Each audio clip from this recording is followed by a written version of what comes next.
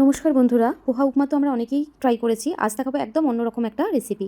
তো নিয়ে নিয়েছি 1 কাপ মতো চিড়ে, ভালো করে যেটা ধুয়ে নিয়েছি। ওই কাপেরই হাফ কাপ নিয়েছি সুজি আর 2 চামচ মতো টক দই, যেটা ভালো করে মাখিয়ে নিয়ে আমি 10 মিনিটের জন্য রেস্টে প্রথমে রেখে দিয়েছিলাম। এবার ওটার সাথে অ্যাড করে দিয়েছিলাম কিছু ভেজিটেবলস, যেমন গাজর, ক্যাপসিকাম, কাঁচা লঙ্কা, ধনেপাতা, পেঁয়াজ সমস্ত কিছু দিয়ে আর কিছু মশলা অ্যাড করেছিলাম, হলুদ গুঁড়ো, জিরে গুঁড়ো, ধনে গুঁড়ো, কাশ্মীরি লঙ্কার গুঁড়ো আর স্বাদমতো নুন, চিনি দিয়ে এরমভাবে ভালো করে একটা মেখে নিয়ে ডো রেডি করে নিয়েছিলাম।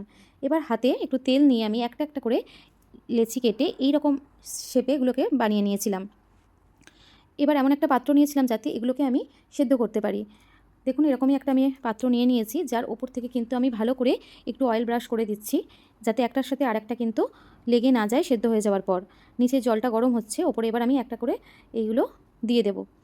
7 থেকে 8 মিনিট ঢাকা দিয়ে এগুলো কিন্তু রেখে দিতে হবে, যাতে এটা ভালো করে সেদ্ধ হয়ে যায়। দেখুন, এভাবে আমি দিয়ে দেওয়ার পর ওপর থেকে কিন্তু ঢাকা চাপা দিয়ে দিচ্ছি।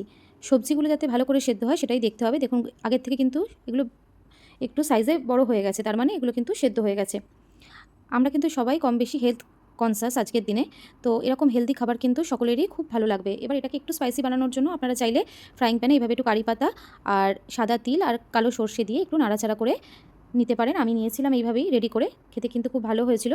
রান্নাটা আজকের কেমন লাগলো অবশ্যই লাইক কমেন্ট করে জানাবেন। তাহলে টাটা।